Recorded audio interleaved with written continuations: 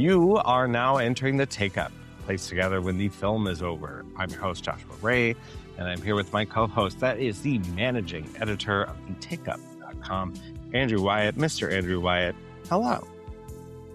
Hello from the United States. Hello. We'll explain that here in a second. Every episode, though, we do get to decide if one film enters the Take-Up canon. Today, we are exploring Kane Parsons' new horror hit, Backrooms. And then we'll have one more thing.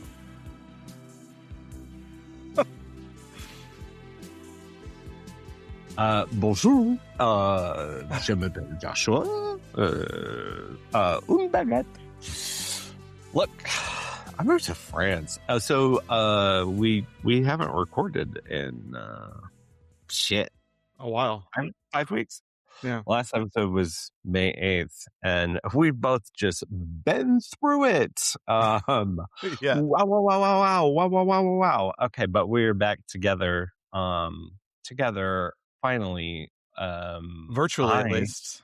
Virtually, Yeah. because I just had to move 7,000 miles away, something like that.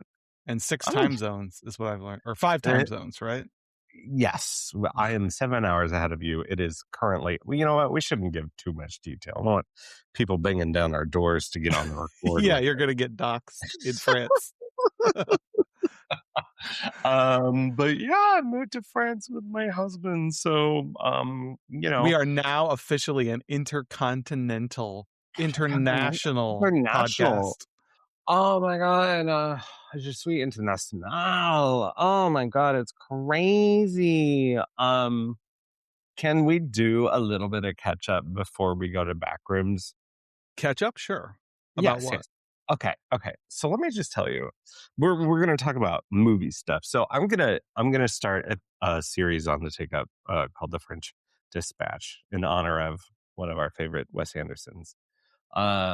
And it is literally going to be dispatches from the French cinema. And one of the reasons I want to do that is there are like kind of uncanny similarities. But the timing of releases is very different for some things, different for not. There are just kind of little nuances that I think cinephiles would probably be interested in, because I think when you think about cinema, at least, from like an Anglo perspective, you think of the hubs as like the US and France. Mostly because, a lot of film culture comes from France.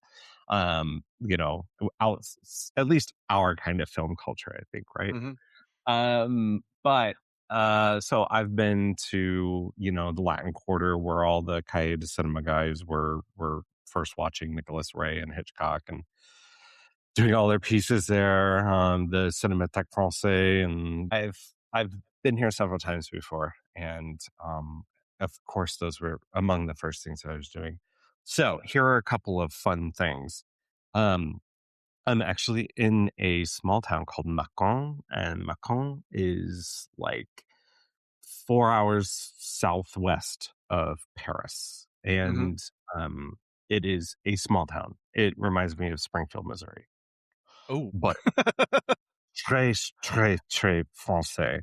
So French, like little cobblestone streets with 1,000-year-old houses and things. You know what I'm talking about. Yeah. But the one movie theater that's here, I did not get to see Disclosure Day when it premiered, which is they have movies that premiere. Their day is Wednesday, not Fridays. And so I was like, oh, well, actually, I'm ahead of the curve. No, because all that was available to me was dubbed Disclosure Day. In French. Now, find this sacrilegious if you want, okay? I have seen films in other languages with French subtitles. There is the live translation app on Apple. If you use your AirPods, it will give you a live translation. When I say live, whoa, it is about a 3-second delay, sometimes more than that. It depends on how long until someone takes a pause in their speech, Yeah. So I've seen the new Pedro Almodovar, which I will write about. I've seen the new Claire Denis, which is actually in English. I've seen a few other films, not in English, with a Siri telling me what people are saying. And it's been, because subtitles are like a kind of necessary evil in the world of cinephilia. It's like, I don't want this thing distracting me from my image. Well, now I've got this additional layer of thing on top of trying to, Another distraction. on top of trying to learn French. And one of the ways that I've been learning French before I even moved was turning French subtitles on. Anyway, there's a lot more. I've just been kind of complaining about this and that, and also having a great time. I mean, in Paris, there's always a Wong Kar-wai retrospective. There's always a Brian De Palma series. There's always, Howard Hawks happening. It's like the place was made for me. I just don't know the language quite yet. Anyway, but I did see Backrooms. Backrooms not out here in France yet. Got another week on that, but I did see it before I left the States. And I remember you and we talked about this. You were like, what was the video essay about Kim Parsons? Yeah, well, so we talked about it in a few months ago in the context of a One More Thing. And my One More Thing was actually a video, not one of Parsons' videos, not one of his series. Although I did encourage people at the time to go watch his Backroom series. It was a sort of explainer video / video essay that started from Parsons' videos and used that as a way to talk about other topics. But yeah, like, so it's come up before, and I mentioned at the time, I think, that there was a feature film coming. So this is that film finally. Yeah, and this was like a gotcha Josh moment in me pulling up IMDb to look at the cast of Backrooms, which we will get into. But can you give us a little background on Backrooms, which has a lot of background? Yeah. But condense as much as you want, or not. I don't know. We're here. Yeah. So I think one of the things we can get into it, but one of the things that's nice about the feature, I think, is it doesn't require you to have any of this background No, to understand. absolutely not. It's an entirely self-contained experience. But I didn't watch. I saw the first Backrooms video, and that was the only backroom experience I had other than people talking about it. So you're talking about Found Footage #1, which is his his inaugural video short. Yes. Okay. Yes. That was the only context I had. Okay.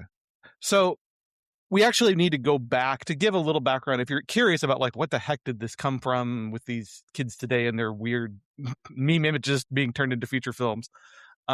The Backrooms phenomenon slightly predates Kane Parsons' involvement and his production of his Backrooms short films. The idea originally originated in a particular 4chan post about liminal spaces or liminal environments. And somebody had posted a picture of a sort of gross, weird, yellowish, empty room or corridor in what it turned out, I believe, was a hobby store that was in the middle of being renovated, which was the context that nobody knew at the time. But somebody posted it and it sort of lit a fire under the 4chan creepypasta no sleep community, who pivoted off of that and started like developing a mythology around it. And it got kind of crazy, as the kids are wont to do nowadays. They kind of like took it and ran with it. And there's entire Wikipedias about the quote unquote levels of the Backrooms as this kind of like weird otherworldly extra dimensional space that's adjacent to our reality. Independent of that, Kane Parsons, this young internet YouTube content creator, started making short films, and he has a few different series, but the one that sort of took off was him taking this single image and creating a sort of computer generated faux analog found footage film about this extra dimensional space and turning it into a neat little, I think maybe like 6-minute horror short. He then continued to expand on it and develop a whole series. I think there's like 40 plus videos now in the Backrooms playlist, various short films about this, some of which are true found footage, like guy holding a camcorder, running through hallways, being chased type of stuff, familiar things that we've seen in horror idioms in the last 20, 30 years, but also like little snippets of corporate promotional videos and instructional videos and what seems to be surveillance footage of random things. Training He's videos, training videos. presentations, Yeah, he's and really then good things that at exist, things that are not that exist outside of like found material, mhm. things that are also like kind of fiction versions of workers in this company that in this film is a what did they do? What was They their started out, I think Mark MRI Duplass's character machine? says they started out as an MRI company. So Right. I don't want to dive too deep into the lore because I don't think the lore is actually that important to what what this particular feature film is doing. But I do think it's interesting that if you were a Lost head back in the days and were really like into the extra Mm, textual stuff about the Dharma Initiative and so yeah. forth, I think what Parsons is doing and slowly braiding in this background information about exactly what's going on in this mega corporation that's been studying the backrooms. I think if you were that type of person who was into that back in the 2000s, you'll probably also be interested in it in Backrooms. So if you haven't seen Parsons films, I do think it's worthwhile to at least, as Josh says, maybe to take a look at Found Footage #1, which is his film I think from 2022 that sort of started it all, and like sample it and see if it's your thing. If it's not your thing, I don't think there's anything wrong with that. I think you can also still sort of watch the film as a standalone object. But for people, it hits that nice place between being satisfying. I think people who are fans of his work, short format work on YouTube, and people who are completely going in blind. I think it hits both audiences effectively, which is it's a hard circle to square. I think, and I think this film does that It is, successfully. but don't you think that if you found the film Backrooms an interesting experience, that kind of dipping your toe into Parsons' earlier videos, I like the one thing definitely led to another. Those videos feel like a training ground Hmm. for his feature film, and not in a way that, like you said, he's sort of bringing the established lore. Of course, it's the same company, it's the same sort of design, of course, with a budget upgrade here.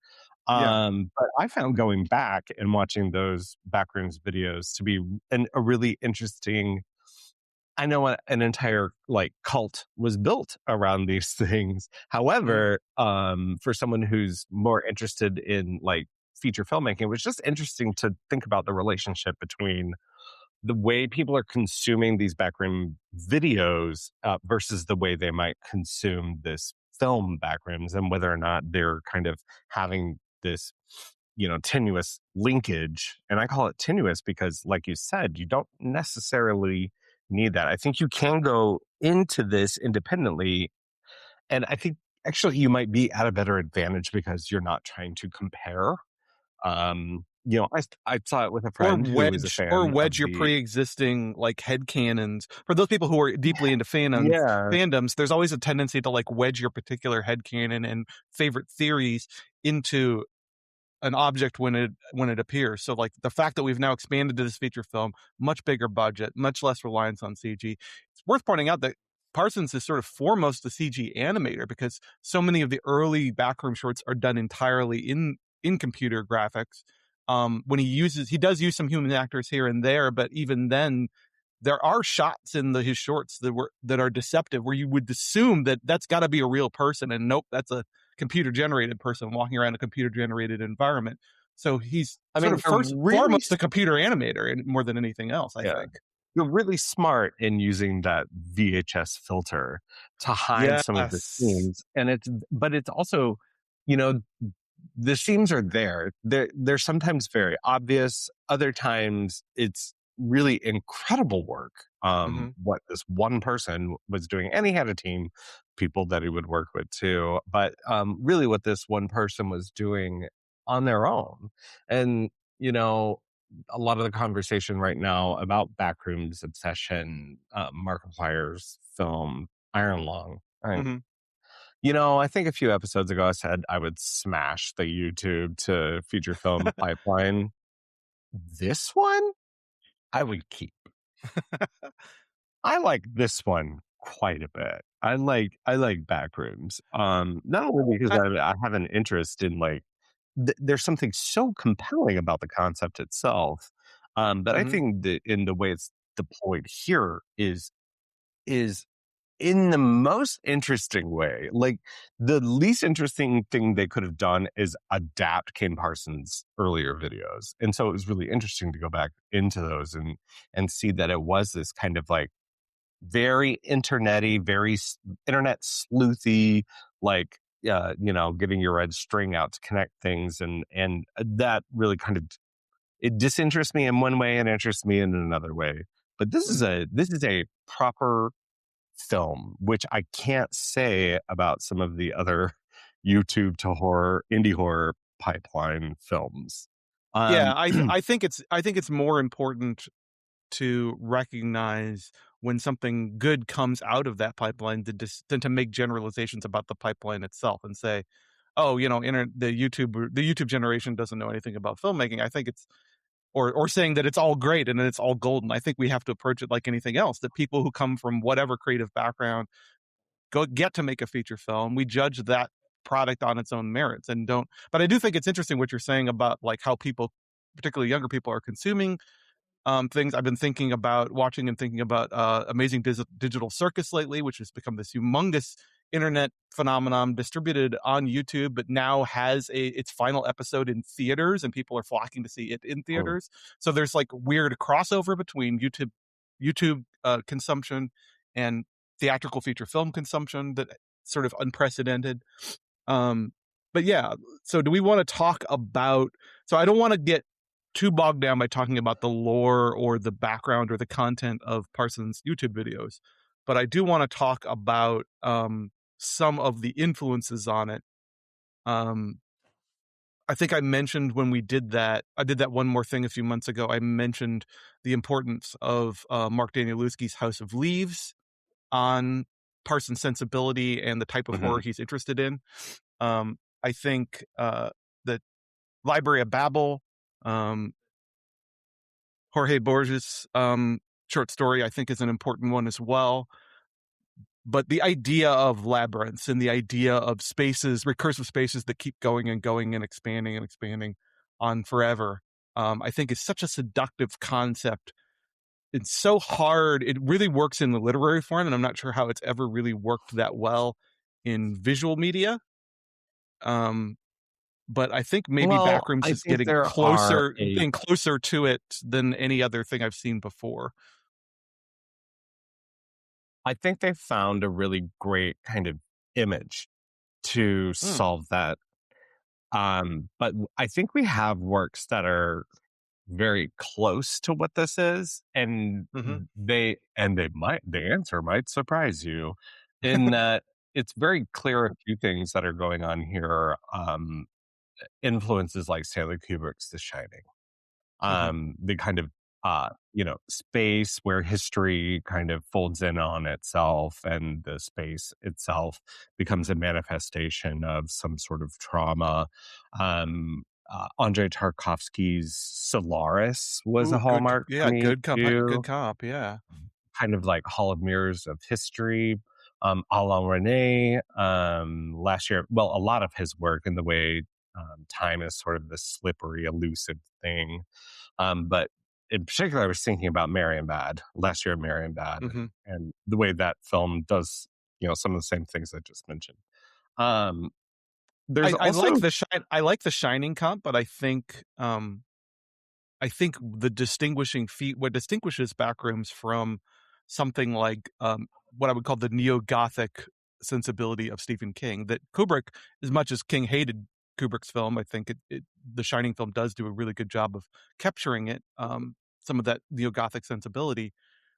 The idea of the inherent hostility of the supernatural or occult forces that reside there, the way that, that there's like negative emotions, negative energy that's feeding into this place and creating this sinkhole of evil. It's a very occult horror phenomenon. And and we can get into it, but I think one of the really intriguing things about the back room is how it sort of teases that possibility, but also reposts it in a way that pushes back against the idea that there is any morality here, there's any human interaction that means anything, that there's a cosmic horror aspect of this, which I think transcends gothicism in the Backrooms, which I really appreciated. And I think it's a hard needle to thread, and I think this film does it really well. Well, let's get into what this film is, because if Mm, anything, what you're talking about is the way this kind of like self pathologizing space, like mhm, the way a person reflects and is refracted through it, is kind of I'm sure there will be sequels that explain this to death the way, I don't know, Hellraiser is explained, or I don't, the way sequels love to over explain things. But well, can we kind of break down what exactly this film is about? Because I think, is as it relates to what you're saying about this kind of self pathologizing liminal space where your memories collapse on themselves, or maybe they make manifest into uncontrollable kind of forces. mhm, This kind of labyrinth of memory and trauma is very different from what it is in King Parsons' videos. At least mhm. the kind of sampling that I've done in them. And I'm sure there will be, because this film is so incredibly profitable, there will be a whole slew of Backrooms films that will inevitably explain the lore Maybe I or the mechanism. I would like to see. Yeah, you're going in the same direction. Don't you want to see like what they're doing with Evil Dead, like yeah. Backrooms Basement series, Backrooms Christmas holiday special. Like I just That's want. what Parsons has said, that he is not interested in explaining anything, but he is interested in returning to this well in an anthology style of not of Well, using the Backrooms as a mechanism to tell other stories that he's interested in, not in bringing back these specific characters. yeah, but John Carpenter also didn't know or think that Laurie and Michael were related. So, I mean, Yeah, commerce is commerce. But I just yeah. love, I, I, I chiefly love that this film is about two people. And Hmm. that's really what it's about. It's just two different people. Um, Two different people, you and you get to their explain because I contrasting saw it 3. response. Two different people who have very highly contrasted responses to the discovery of the Backrooms. So we sort Yes, of begin exactly. with this character Clark, um, played by Chiwetel Ejiofor. A great sort of like burnout performance from him, where he's playing a guy who's kind of a Mm, mess. Uh, right when the film opens, divorced owner slash manager of a failing furniture store. We're set in the early '90s, I believe. Um, and Clark is not doing great. He's his story is sort of on its last legs. He's sleeping in the store. And there's a great sequence where he's like in a bed showroom area with like a table, lamp, and nightstand. And for a second, we don't really know where he is. And we get that sort of wider shot. We realize he's in the middle of his own furniture showroom sleeping. and it's kind of wild Uh, because, if this film doesn't get some sort of either special effect and or production design mhm, recognition at the end. Let's keep that in the backs of our minds, okay, to really push yeah. back around the best we can, because I think it's just so it's so you you already know what it is. Like seeing that image, anyone who like you and me grew up in particularly you know, the Midwest in the 80s and 90s, 2000s, we know what these spaces are, these kind of like overdevelopments Mhm, where you end up with these just like complete wastes of land that are made into these commercial spaces that are unoccupied and therefore have a kind of allow you to sort of project whatever you want into Well, them. They become this kind of like commercial abyss. yeah, there's two things And going even on. I his mean, store is like the entire space swallows up the little inventory that this man has. yeah, I was gonna say part of the film takes place in California, I think, but that's largely incidental to what it's doing. And there's something really genius about the Sure. very specific balance of empty space to objects in that store that without before you even enter the supernatural or sci-fi space of the backrooms themselves, we're already on edge because of just how there's something off about it. And that's what I think Parsons has a really good appears to have a really good instinct for. Is like people throw around the phrase liminal space and liminal horror and liminal what makes something unsettling by being liminal. And Parsons, I think, has a really he seems to exhibit a very intuitive grasp for like let's buy this have this cavernous furniture showroom space and fill it just slightly not enough to make it feel a little bit off. And the way that a furniture showroom is already kind of a weird liminal space Yeah. because it's a facsimile of a home, right? It's a space that isn't a home, and it's filled with pseudo home like touches.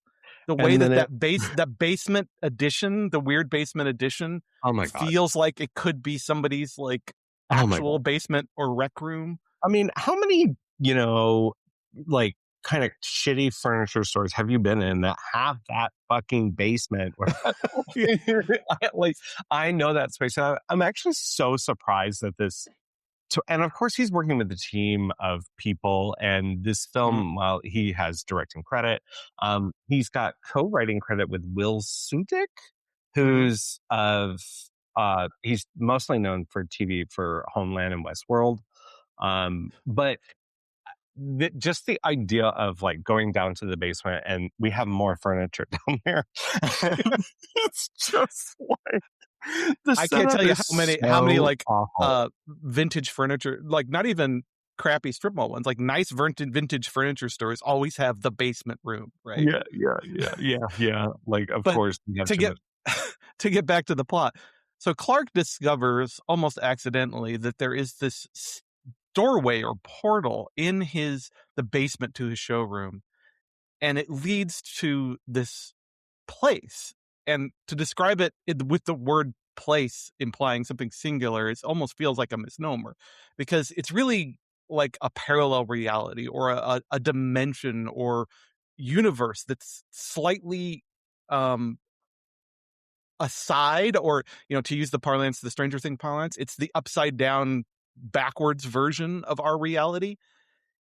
But it's not a one-to-one mirror, it's not sort of a shadow of our world. It's the analogies that the film uses are so great and they're hard to improve on. It's the drawing of a dog based only on a description from somebody who's never seen a dog before. And that idea that Yeah, this is that's such a a great kind of line. Yeah. yeah, the idea that this place is sort of it exists on its own, like it wasn't created by somebody. It seems like it's some sort of natural phenomenon adjacent to or sideways from our reality, and it has its own rules that it's not even necessarily following strictly. But at any rate, Clark gets sort of obsessed with this. Of course, his life isn't doing great to begin with, and the discovery of something so uncanny sort of electrifies him. Um, and he tells his therapist, um, played by I'm going to mispronounce her lovely Norwegian name here. Give me some help here. Renate Riensve? Is that Renata it? Rinsford. Renata, Rensva. Okay. Renata Rinsford. Rensva. Okay. Yeah. His Recent therapist. Academy Award nominee for sentimental value.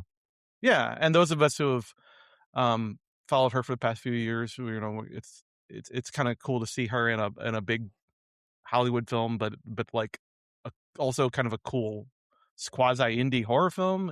It's interesting, but she plays his therapist and is kind of sort of taken aback. And of course, she doesn't really. He starts to describe what he's found in the basement to his store, and she doesn't quite believe him, which leads to sort of the big sort of act break, which is that Clark vanishes, And she eventually gets curious enough to go to his store and start poking around. And then she herself ends up wandering the back rooms and discovering to her Well, and horror that something bad, really bad has happened to Clark there. it's not unprompted too, because he sends through some kind of like transmission because he knows he's going in. He leaves her a Yeah. message, and Yeah. it's odd, and she's kind of going off of him telling her about these back rooms, as they were. So, but I want to back up just a second. The first time he goes Yeah. in, this is something the internet is losing their fucking minds about. What? He finds a stack of unused furniture and kind of like a burning pyre, like, or something like that. Like they, it looks like It's that, and he it's a fucking jumble of goes back like in. furniture that's seems similar to the furniture from his own store.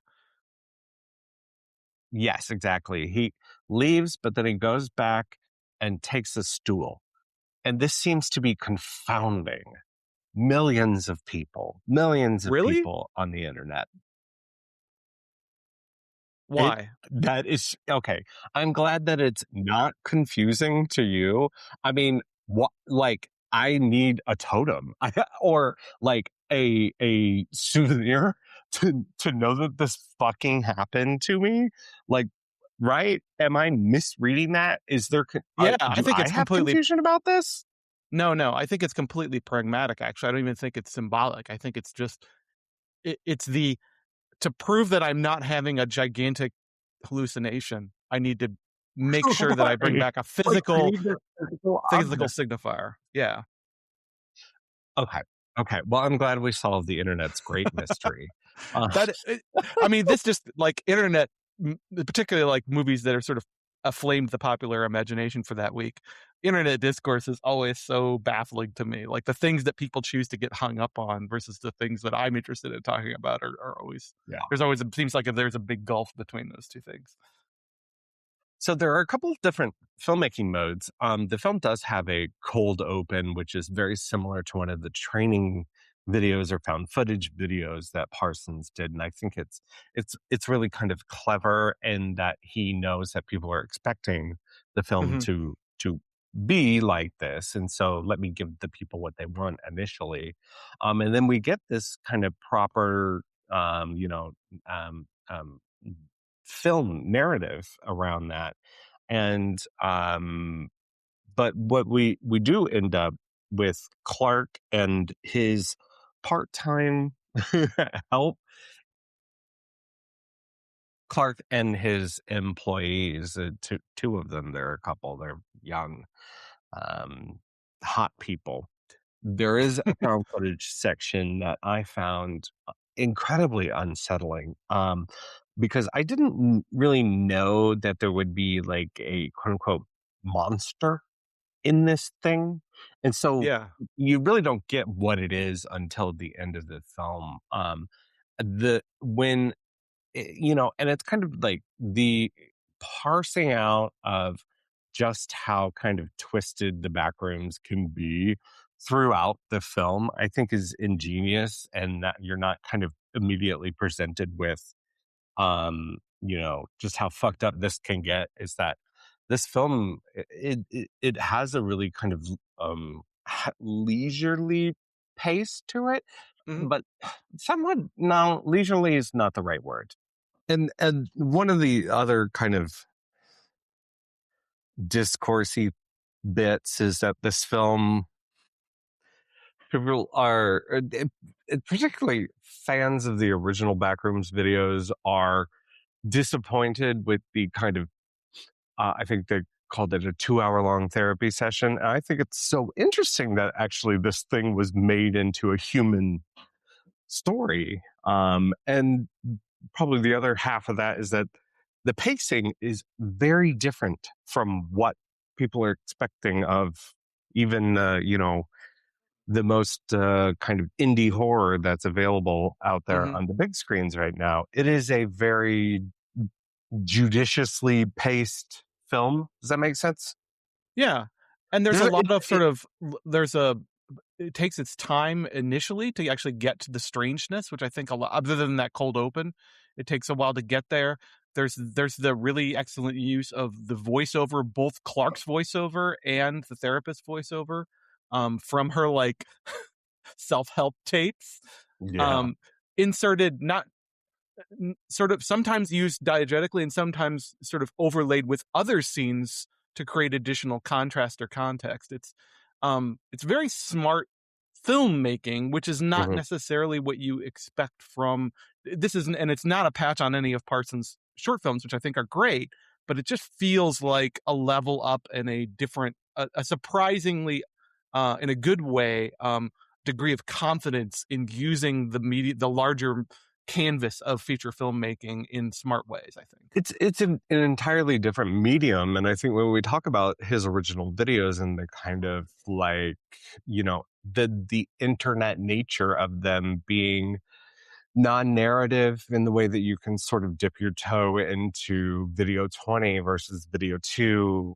I think number 9 was my favorite one. No, it's found footage number 2 was my favorite one. Yeah, that's a good one. That's got Yeah, some freaky stuff in it. that Yeah. was some real freaky shit in that one. Anyway, um, but this is a narrative film, and I think the him and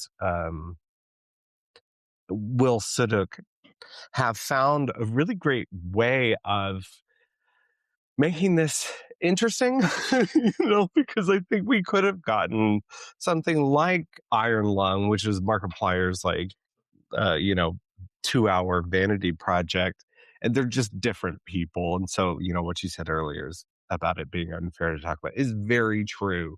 Because I think there's just a lot of talent here, and this kind of like new horror monster that they've created in the Backrooms. I think I like to think of it, this space, as the kind of villain of the film, the Freddy or the Jason, because Except think it's about not really a villain. I mean, this is, I but think, but here right.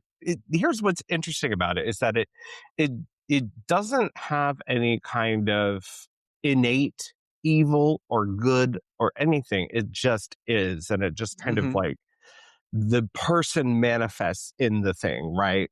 But it's scary as fuck. Yeah. But it's also, you want to get in there. You want to spend time. You want to see it. You want to spend time in it. You want to see what the Do you? possibilities are. I, in a film, let me say, in a film, Yeah. if I approached a back room, I mean, I've been in a few different kind of back. I'm just saying, if my hand goes through a wall, I am backing away and never getting as far away from that wall as possible. I'm Yeah, definitely not going through it. But there is yeah, something yeah. about Clark being in the place he's in and feeling like he can project some answers or some meaning in his life onto this space, which I would argue isn't a villainous. It has no morality. It has no. There is a cosmic aspect to it. It's just a thing. It's a phenomenon in the same way that lightning or aurora borealis is a phenomenon. It's a thing. It's an aspect. It hasn't yet been completely scientifically studied or mapped, but I get the impression it seems to be a natural phenomenon that exists adjacent to our reality. And the fact that Clark's instinct is to go in there and start mapping it and start trying to derive some kind of meaning or sense for it, it gives him a meaning in a sense that he didn't have previously. I think is the insidious aspect of it, right? That the individuals, it's not even that the Backrooms reflects and refracts. It's that the individual brings their baggage with them, and it's telling, I think, that um there's that, not to jump too far ahead, but there's that sort of like therapy session at Knife Point, as our Let's talk producer about it. I Ethan think we're described there. it. Yeah. Yeah, let's talk about it. It's probably the most dialogue heavy scene of the film, and it does recall to me another cinematic hallmark in David Lynch. Hmm. In particular, the Black Lodge in Twin Peaks. You know, I- I was also thinking about that horrifying non-Black Lodge family dinner scene from Fire Walk with Me. absolutely. Yeah. Also, the dinner in Eraserhead. I was thinking about, you want to talk about what the OG Backrooms is the fucking house that Patricia Arquette and Bill Pullman live in LA. Like, Right. what is that place? Somebody mapped that place out for me on a Or paper. Dorothy Valen's hallway. Like, so yeah, Oh there's, man, I'm glad you said Eraserheads because I couldn't quite put my finger on what the whole thing with the edible people. Chickens, but they're yeah, new, right? yeah. Oh my But God, I'm glad you said that. they're also like, they're made of mashed potatoes. Like, Or I've cotton been wanting mashed candy or potatoes. asbestos, or I'm not sure what they're made of. Yeah, yeah. They're made of dreams and trauma. But that seems to be a new addition that Parsons is adding to the mythology because while we've seen entities, we've seen things moving around, sort of shaky cams at the periphery of the backrooms in his videos, we haven't seen these people, these like copies of copies of copies of human beings that Yeah, the and film presents to us. they're geometrically like sliced and diced and put back together and have like, yeah, like you said, sort of like echoes of itself within its face, Mm-hmm. or to the final shot where Renata Rensva, either her or a version of her, seems to have gone through the copy machine, folded. But they're really just kind of uncanny versions Well, it's of I it. mean, the important point I think is that there is an idiomatic language, a visual idiomatic language that's borrowed from computer graphics and video gaming. Yeah, And I yeah. mean, that's central to the entire concept. The original viral image of the backrooms before Parson was even involved was about the idea of no clipping through through our reality and into this adjacent reality or below reality. And the entire idea of no You clip and the wanna idea of you wanna graphical, you wanna what go back a second and tell us what no clipping is? do we have to explain it to our Yes, older audience? you have to explain it to fucking me, because my friend also said that to me, and I was like, I understand, like, as someone who has been in front of a computer screen for most of my life, I understand what you mean, but what do you mean? Well, so the idea is that if you're wandering around in a video game environment, there are barriers, whether it's a floor, a wall, a ceiling, an object, right? So even in the most primitive early three-dimensional video games, like say Doom, right? You're wandering around a hallway and when you press up against a wall, virtually speaking, you can't move through it. It blocks you, right? That clipping phenomenon, the idea that there's a barrier there that's preventing you from proceeding through that. So a clipping would be the prevention of you being able to move through a solid surface in a virtual environment. No clip would mean that you've somehow, through errors or programming glitches or whatever, you manage to push through that barrier, and it usually ends up like breaking your game and putting you in a place where you shouldn't be. And that's like the entire nut of the backrooms, the idea that this place should not be accessible to us in our reality, but through quote unquote glitches or errors, we've managed to push our way through it, through whether through singular events or as in the Backrooms feature film, we have this sort of permanent freestanding portal in the basement of Clark's store. Yeah. So the idea, and where I was going with this was the idea that the way that the people in the backrooms and also we see some objects that are sort of repeated and iterated in strange ways. That's also Or reminiscent. no clipped into the Yeah, at ground, weird like, angles, yeah. yeah, So yeah. that all of that is reminiscent of what I would think of as like video game lore, as video game visual idioms presented inside a sort of science fiction context. Also, the video game Portals is a huge hallmark. Right, right. Yeah, So I mean, like these are things that I think anybody under my age or younger intuitively understands because we've grown up with these cultural phenomena. But yeah. I think the other thing is I think just the idea of seeing like backward stop signs embedded in floors where they shouldn't be is unnerving to even people who have no experience with virtual worlds or digital gaming. Like there's something unsettling about the entire concept of a copy of a copy that's somehow imperfect and it glitches out and tries to repeat things and doesn't quite capture the essence of the original in some way. Well, But that's why that surreality can be frightening. right, Because then the normal thing set askew can always be unsettling to us at a kind of epistemological level, right? It's like right, shouldn't that exist. I know should not be. But let's take it back to that pivotal scene at the dinner table I don't where love that scene. you don't love it. I don't love it. I like the idea of it. Here's what I love. I love Renata Runce's performance in it. Mm. I love her kind of rejoinder to his argument. And her like being his therapist saying, "Hey, maybe you're just shitty."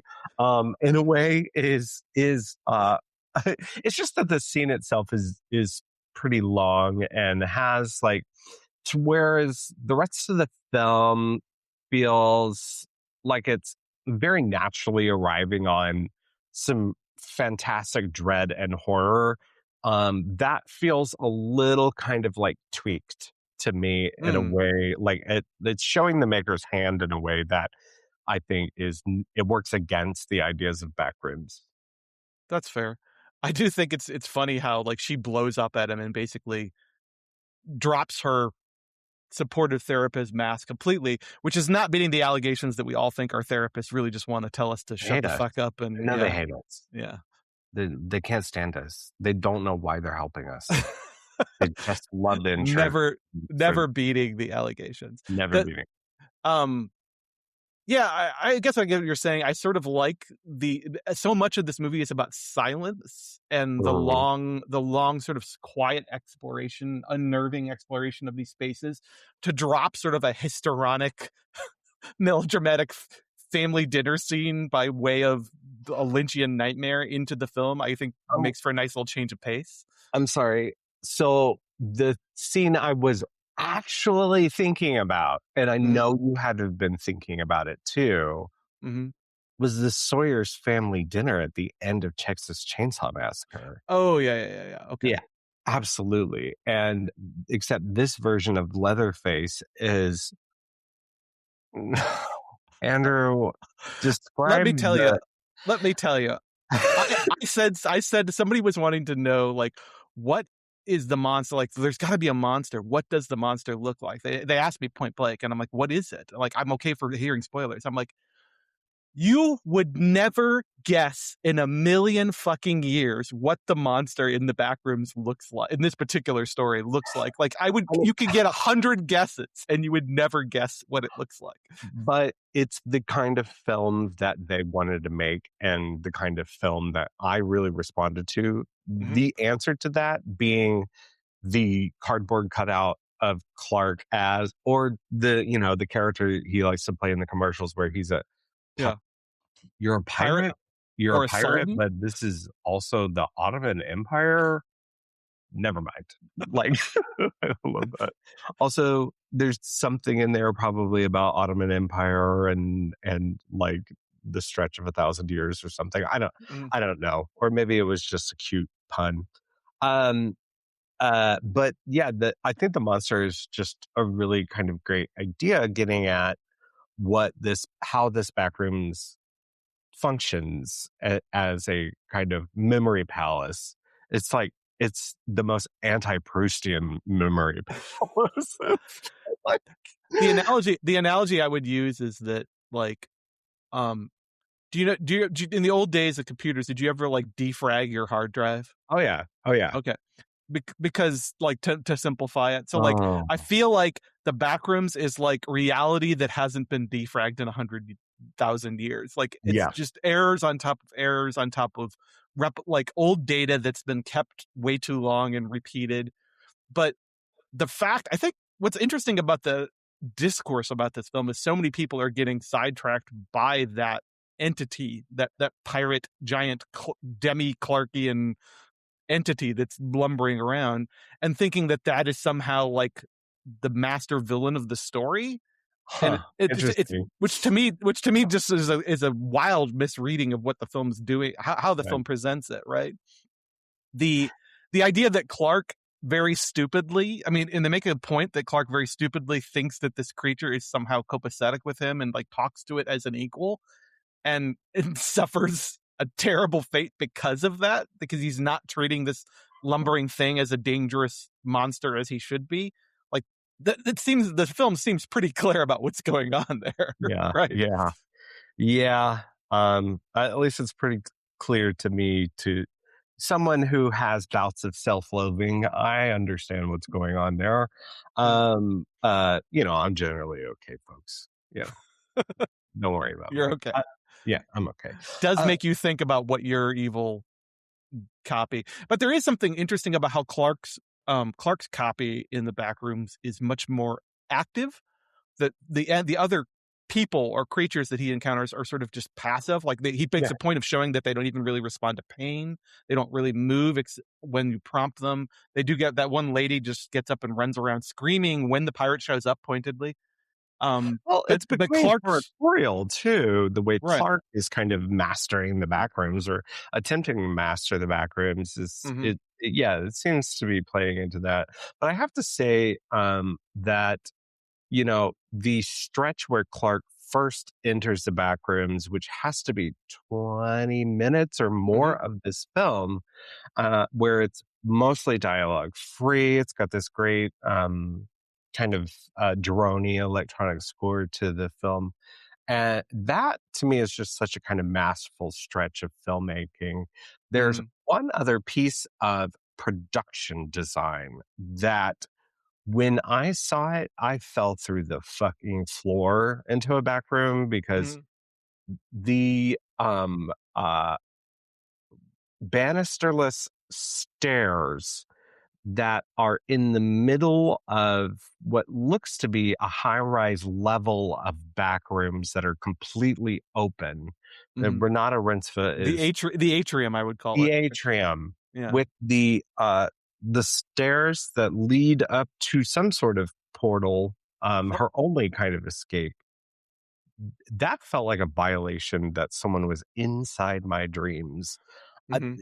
that image of the staircase up to it really just sent like shivers down my spine. It's like, oh, someone not you're not very unique, Josh. Everyone's having nightmares about Well, this and thing. add being pursued by something, whatever it is, like the sense of a murderous entity Yep. pursuing you through this nightmarish geometry nightmare. I think is a very, it's not uncommon, but I think the film is so evocative about how it presents it. Is what really makes it succeed. Yeah. The fact that she Well, goes up the stair, like you say, the railing the stairs, but it's not a vertical door; it's a horizontal door, like a oh, trap door. oh God. If there were a phone in this where people couldn't dial the number correctly, no Mm-hmm. matter what they did, it would be the scariest film ever made. I would be packing for a trip and not being able to pack in time to make my plane. Oh my God. Well, I've done that in Done reality. and done. Done and done. All right. Um, I know there's probably a lot of kind of odds and ends and things that we want to Hmm. talk about, and Well, talking about how do you feel about the background. coda? Once once the therapist gets out of the back rooms, she sort of winds up in this facility, controlled by the company, the sort of the evil corporation at the heart of Parsons' lore is this company called Async, and she sort of ends up, and Mark Duplass appears briefly and sort of talks at her and basically debriefs her a little bit. Kind of I plays mean, the friendly character, the friendly face of the evil corporation, sort of thing. I'm not necessarily a creative person. I'm one who judges creative people.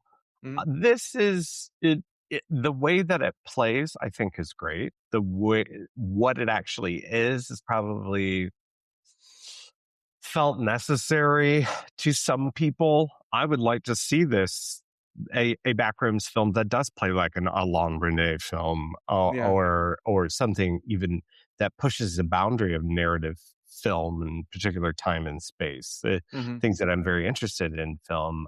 It does reach toward a kind of explanation ish, but I think it really rides a line between the two things that I'm talking about here Mm. is making something that is kind of alienating, but also something that I think, gives a kind of as neat a resolution as possible. I think it is here. Yeah.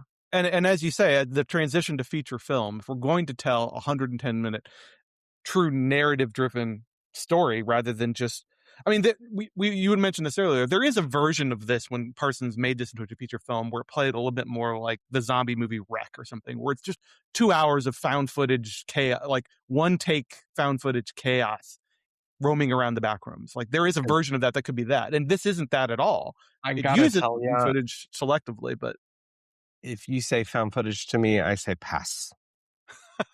you're not It's interested in it. it's never gotten better since the Blair Witch Blair Project. Witch, yeah. It has never worked. Even in this, I'm still playing the what is the concept Hitchcock called the I'm even in this, I'm still playing the plausible Yeah, and like, that why don't you put the camera down drop thing? the fucking camera, get out of the back rooms. I yeah, it kind of never makes sense. So I was relieved when the cold open sort of cut where like it did make sense why they would be recording what happened in the way that that's deployed Mhm. there. Um It's cut research. I mean, to that cold this, open is basically research, and yeah, what Clark is doing is also research all of a research. kind for his own twisted purposes. It does get to a point where, his employees, when they're kind of reaching their ends, Mhm. it's like, okay, cut the cameras.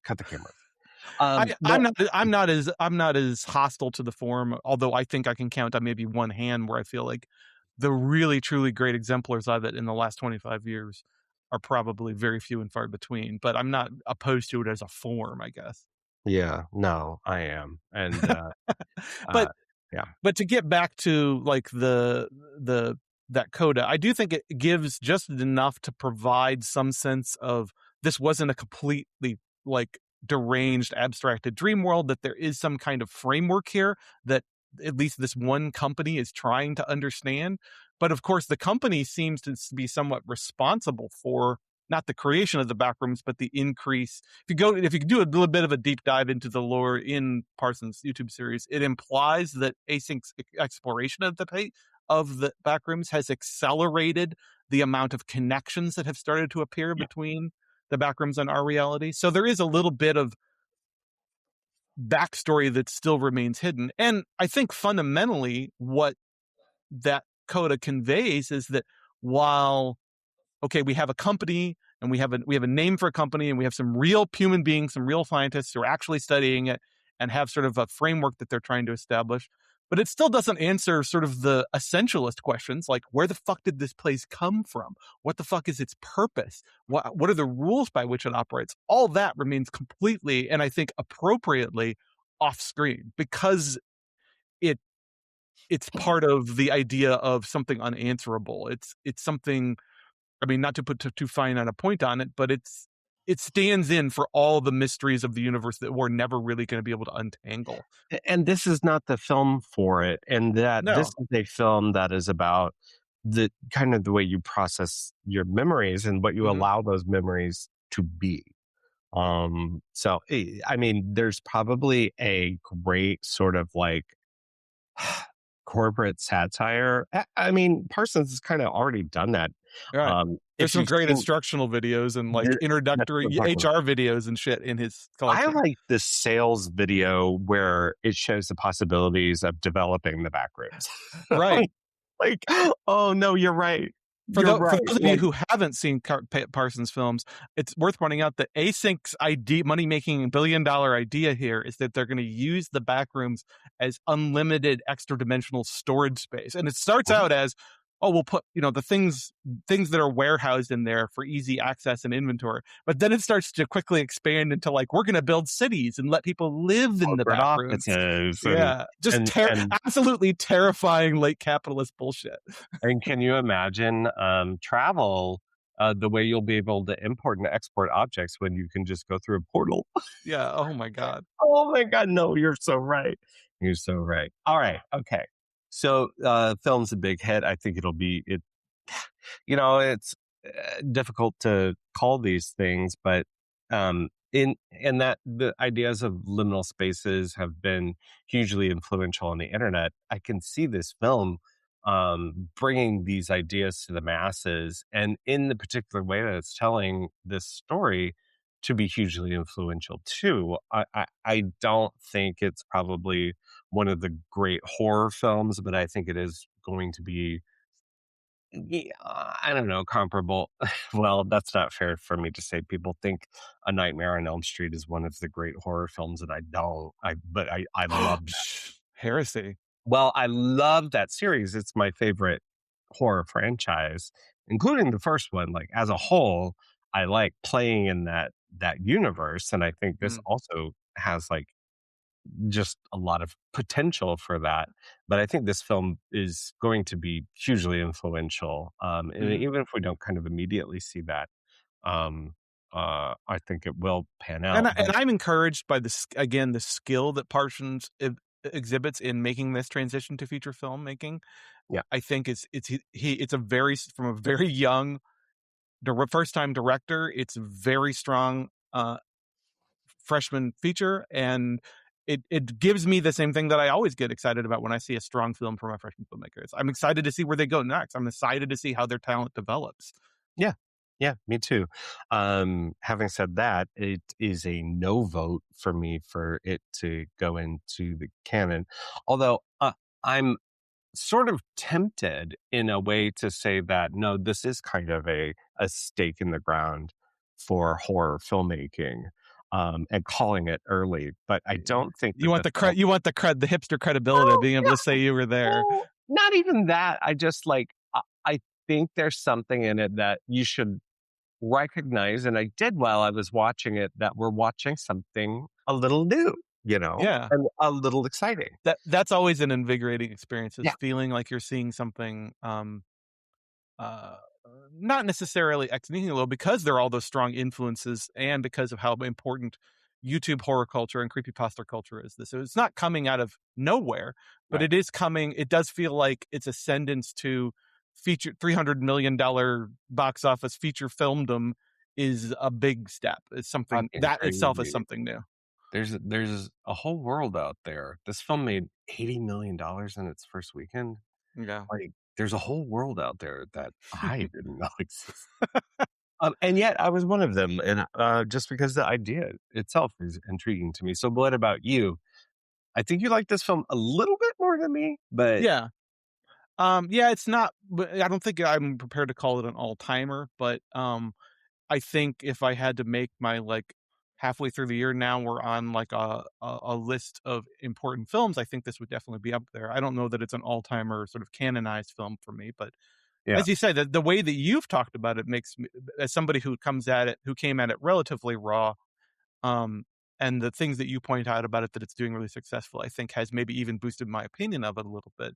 I do wanna revisit it. My wife hasn't seen it yet. I kinda wanna, and she's a Backrooms virgin as well. She hasn't really seen the shorts. So I kinda wanna, like, take her to see it and then get her reaction to it. but you know what I want to do Mm. now that I'm in Macron and I have the ability to see this in a French dub. Mhm. I think I should do that. Can you Yeah. imagine me not understand, like, them speaking Simlish the entire time, which is kind of the world I'm living in right now? Well, Ethan Tarantella, our lovely producer and editor, also wrote a review, pretty positive review over at Mhm. thepickup.com. So you can read that there and, re-listen to this for the rest of time. They say that if you listen to this again, it's a totally different, like, kind of fucked up version of itself. Oh, So okay. yeah, yeah. But maybe we'll include all the outtakes in a Backrooms edition. The missing pieces of the The, Take Up the episode. Yeah, the Atlantic hasn't been kind to us during this record, folks. Anyway, we still have one more thing.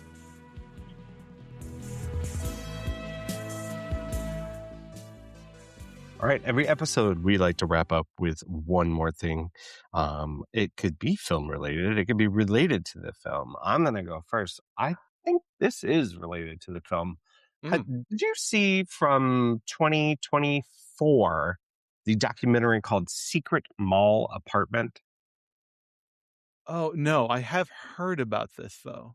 So this is a documentary that eh, recounts the art installation, the live art project of Michael Townsend, he's an art professor and artist in Providence, Rhode Island. When Providence saw a great new shopping center take over part of the town, and he and his friends and fellow artists discover an empty space in the mall and decide that it would be a really great place for them to live. And they end up living there for, well, on and off. The film really gets into his art, his idea of like a kind of living art that he likes to make, but also art as activism. I don't think this is necessarily a great film. I think it's a great story, and I think it's a fun story. And I think it relates to the kind of horrors that are the seed of the idea in Backrooms, and that they were talking about these ideas in development and land development when this one of the ideas of their art project in doing this was this idea of developers seeing unused land and calling it undeveloped areas. Mm. Um, so them taking the natural earth as, as kind of zero sum and building upon it instead of understanding it as a space itself. And they found their own liminal space and decided to live in it and made this kind of really surreal version of a back room that became a kind of lovely space for them to dwell in.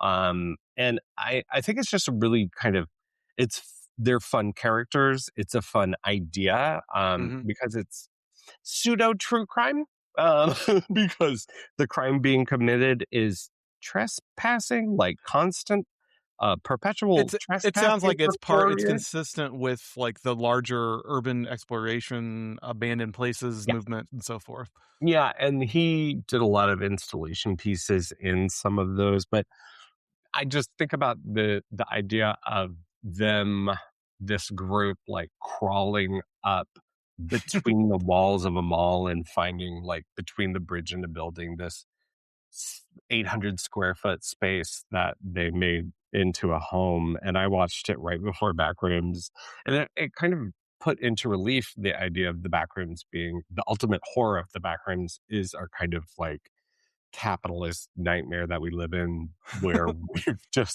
we've taken over land with infinite space Mhm. of corporate buildings. And it's just like the representation of that in this is turns another has a different angle on it.